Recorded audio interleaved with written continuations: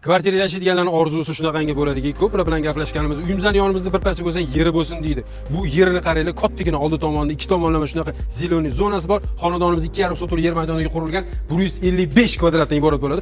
Hovlimizni qaranglar, kattaligini. Ikki tomonlama ziloniy zona, bu tomondan ko'rishimiz mumkin. Tashqi tomonlama hojatxona uchun do'stlar qoldirib ketilgan, agorot sug'orish uchun joylari bor va bu tomondan ko'rishimiz mumkin yerto'laga tushirish zinasi. Yerto'limiz ham yaxshigina o'lchamda, katta o'lchamda, uyimizning yuragi katyollari shu yerda joylashgan bo'ladi.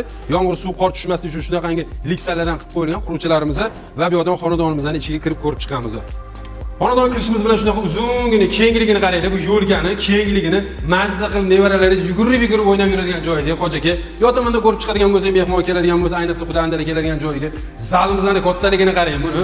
Kattagina quruvchi akalarimizni xalq mazza qilsin deb turib, katta qilib o'zi ham zalda chiroyligini mustradan ilingan.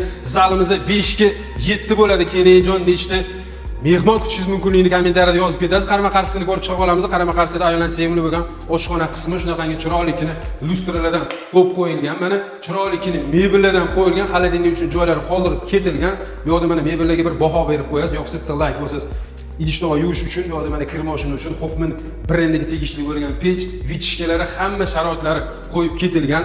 Bonusi bor, bonusini oxirida aytaman, videoni oxirigacha ko'rib turing. Bu yoqda mana bolalarning yotoqxonasi, Skaska multfilmlarida o'xshagandek chiroylikini oyna qo'yib qo'yishdi.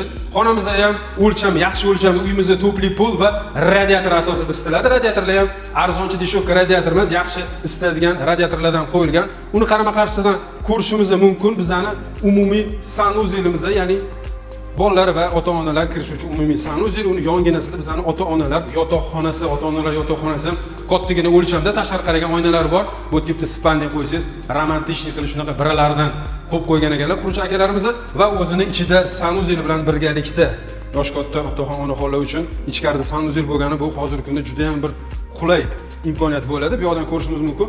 Bolalar yotoqxonasi va tashqari hovlini ham ko'rishimiz mumkin. Tashqari tomonlama hovlimiz bor. Bu yerdan ham unumli foydalanish imkoniyati bor. Yaxshi romlardan qo'yilgan ekan. Qishda xudo xolasa issiq bo'ladi degan umiddamiz. Uni yonginasida bizning qizlar yoki bolalar yotoqxonasi qilib qo'ysangiz bo'ladi. Chiroylikini yaxshi aboylardan, yaxshi lustralardan qo'yilgan. Xonadonimizning narxi va remontlariga bitta baho berib ketasiz. Quruvchi akalarimiz bo'lsa, puliga arziydi yoki arzimaydi deb aytib ketasiz. Xonadonimiz 2,5 sotuli 4 ta xona 155 kvadratdan iborat bo'ladi. Joylashgan joyi keladigan bo'lsak, Yangi Hayot tumani Xo'ja Uchqun mahallasiga kelganmiz. Bu yoqdan yo'li bo'yiga chiqib turib, o'ngga ketsak Qo'yliqqa ketamiz. Chapga ketsak Food Cityga chiqib ketadigan yo'limiz. Ko'chamizning boshidan Damas marshrutkalar o'tadi, ya'ni Qo'yliqqa va Sergeli tomonga.